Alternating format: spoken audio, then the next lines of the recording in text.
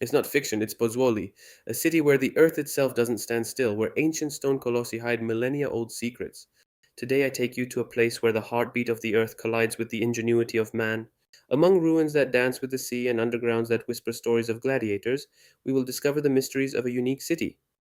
Get ready to delve into the past because what Pozzuoli has to tell will change the way you see history. Here, every stone, every crevice, every breath of the soil is a page of an ancient book, written with the fire of volcanoes and the salt of the sea.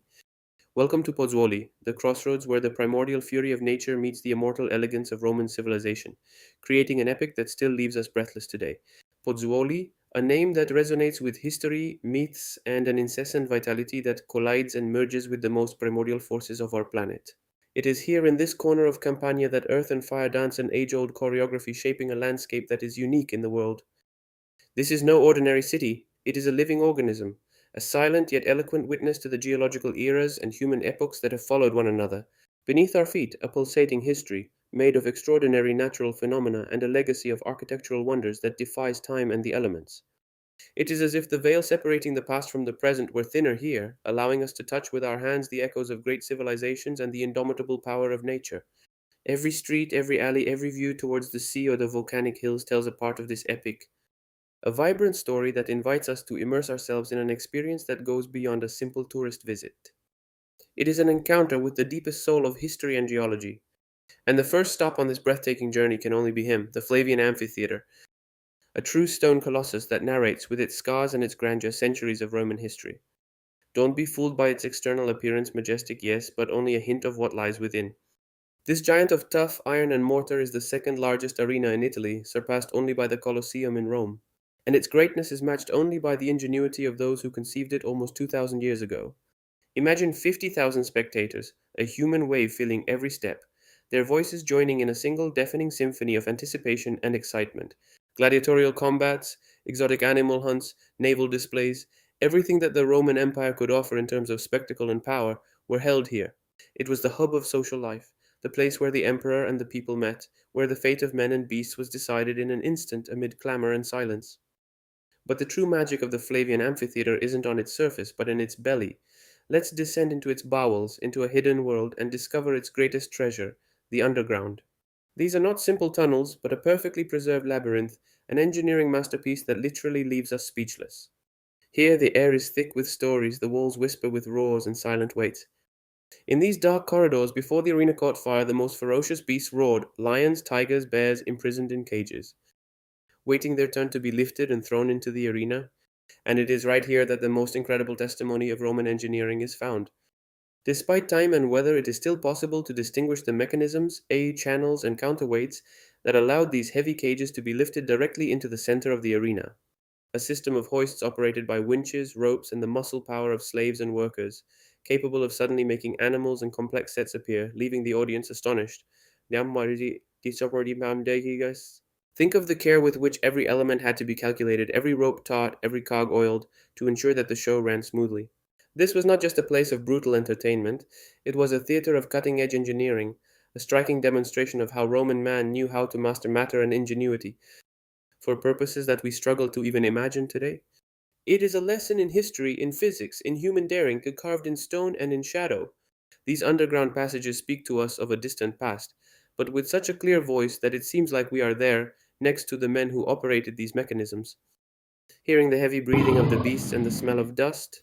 It is palpable testimony to the greatness of an empire that left an indelible mark on history, not only through its conquests, but also through its ability to build wonders that remain enigmatic and powerful, even today.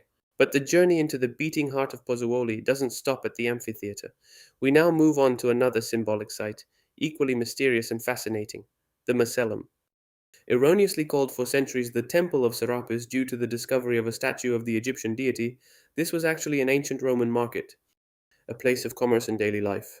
Today, however, it is much more than a simple complex of ruins. It is a monument to the incredible force of nature, a geological clock that marks time not with hands, but with seawater and the movement of the earth.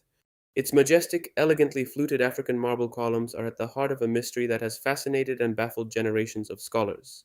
At a height of about 6 meters from the base, these columns show holes and grooves that are not man made, but of marine mollusks, the lithodomes, which dig their burrows in the stone. What does this mean? It means that for long periods these same columns were submerged by seawater, not because of a temporary flood, but because of a long, slow, salty embrace that lasted for centuries. And here we enter the heart of the mystery of Pozzuoli, Bradysism. It is not an earthquake nor an erupting volcano, but a unique geological phenomenon, a slow and inexorable breathing of the earth made up of risings and lowerings of the ground. Think about it. The earth rises, then falls, then rises again. The columns of the Macellum are tangible proof of this thousand-year-old dance. As the ground subsides, the sea advances in swallowing up the ancient structures, leaving the lithodomes to do their work. Then, when the earth rises, the water retreats, revealing the columns once again, now marked by those holes that are the unmistakable proof of their long underwater sleep. This means that the Macellum has been and continues to be a silent yet powerful witness to the unstoppable force that animates the subsoil of the Phlegraean fields. It's like a natural seismograph, a recorder of geological activity that never stops. When we look at these columns, we're not just admiring Roman architecture, we're seeing the history of the land written in stone. Those scars are medals of valor, symbols of a stoic resistance, of a building that bends but does not break, who faces the fury of the sea and the push of the earth and rises up every time, like an indomitable warrior. The Macellum thus becomes a tale of resistance and resilience, a hymn to the capacity for adaptation, both of nature and of human work.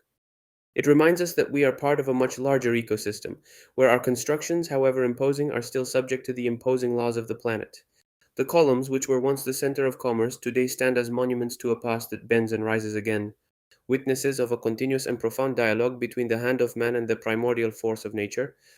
It is a place where time is not linear but cyclical, where eternity is measured not in years but in cycles of life and death, of emergence and immersion. A mystery that continues to challenge us, to make us question our place in the grand scheme of the world. Pozzuoli, upon closer inspection, embodies a contrast so profound that it becomes its very essence. Here, the primordial fury of the Campi Flegrei, an active volcanic area whose name not coincidentally means burning fields, merges with the elegance and solidity of Roman architecture. It's not a simple juxtaposition, it's a dance, a battle, a forced marriage that has generated something unique and wonderful.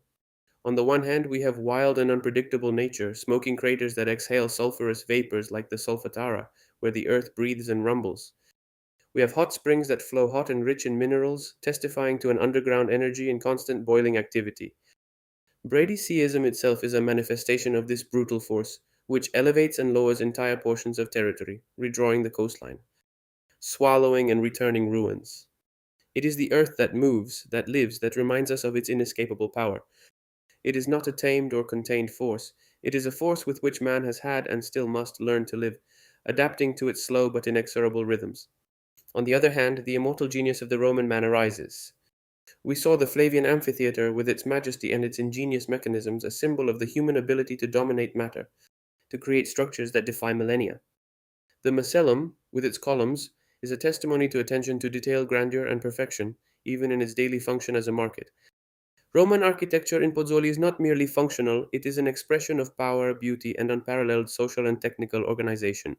Every paved street, every aqueduct, every villa is a hymn to man's ability to shape the environment, to leave a lasting mark. Yet, in Pozzuoli, these two forces collide, creating an unexpected harmony. The primordial fury of the Phlegraean fields did not sweep away Roman elegance. On the contrary, it shaped it, put it to the test, and gave it a unique resilience. The columns of the Macellum, corroded by the sea and then re-emerged, were not destroyed but transformed into an even more powerful symbol. The amphitheatre, despite having seen the earth rise and fall around it, remained standing, a fortress against the inexorable passage of geological time. It's as if Pozzuoli were breathing with the volcano in a constant dialogue between the earth's brute force and man's refined ingenuity. It is a place that teaches us humility before nature and at the same time celebrates the greatness of human achievement. This city is not just an open air museum, it is a living stage where history and geology play out a thousand-year-old drama, fascinating and terrifying at the same time. Here, molten rock and sculpted marble speak to each other, interact, and together tell a story of forced but profoundly meaningful coexistence. It's not just a contrast, it's a dynamic coexistence that makes Pozzuoli unique, an open air laboratory where you can observe how civilization and the planet shape each other. To fully understand the greatness of Pozzuoli, we must look to its glorious past, when this city was not only a center of daily life and entertainment, but one of the beating hearts of the Roman Empire. At one time, the port of Pozzuoli, the ancient Puteoli Yokot, was one of the most important in the Mediterranean, a colossal infrastructure, a true commercial hub teeming with life, goods, and people from every corner of the known world. Imagine a frenetic animation on its docks. Roman ships, majestic and robust, arrived and departed continuously, loaded with grain from Egypt, spices from the east, marble from Greece, silks and fine fabrics, wine, oil, every type of commodity that fueled the economy and life of the empire.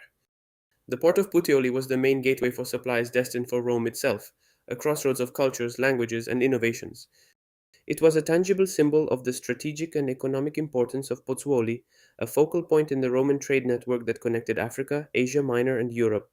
Merchants, sailors, soldiers, slaves, officials all moved in this vibrant setting, contributing to the richness and diversity of a city, which was, to all intents and purposes, a melting pot ante litterum. Today, the remains of this glorious past lie in a unique tale, steeped in glory, mud, and sea. The submerged structures of the port, the old piers, the foundations of ancient warehouses tell us of this magnificence, buried or partially re-emerged due to Bradyseism. It is a tale of an eternal cycle of transformation and rebirth. The waves that lap the coast of Pozzuoli today are the same ones that thousands of years ago caressed the sides of Roman ships, and the wind that blows among the ruins still carries the echo of those voices, of those trades, of those lives. Pozzuoli leaves us a warning and a lesson. A warning about the fragility of human works in the face of the power of nature, but also on the incredible resilience of these works themselves and of the people who created them. It is a city that has never given up, that has known how to adapt, change, rebuild, and rise from the waters and mud. It is a place where the past is never truly past, but manifests itself in every stone, in every breath of wind, in every heave of the earth. It shows us how the glory of an empire can merge with the uncontrollable force of the planet, creating a cultural and geological heritage of inestimable value. This epic from Pozzuoli is a story that invites us to reflect on our history, on our relationship with the environment, on our ability to leave a mark despite knowing that everything is ephemeral.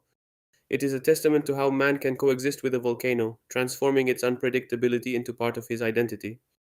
A place where the ancient and the modern mix, where history is alive and pulsating, ready to reveal its secrets to anyone willing to listen. Pozzuoli is not just a destination, it is an experience, a journey into the heart of what it means to be human in the face of the immensity of time and nature. If this journey through history and mystery has captured you, then don't miss the next video where we will explore other secrets of this untamed land.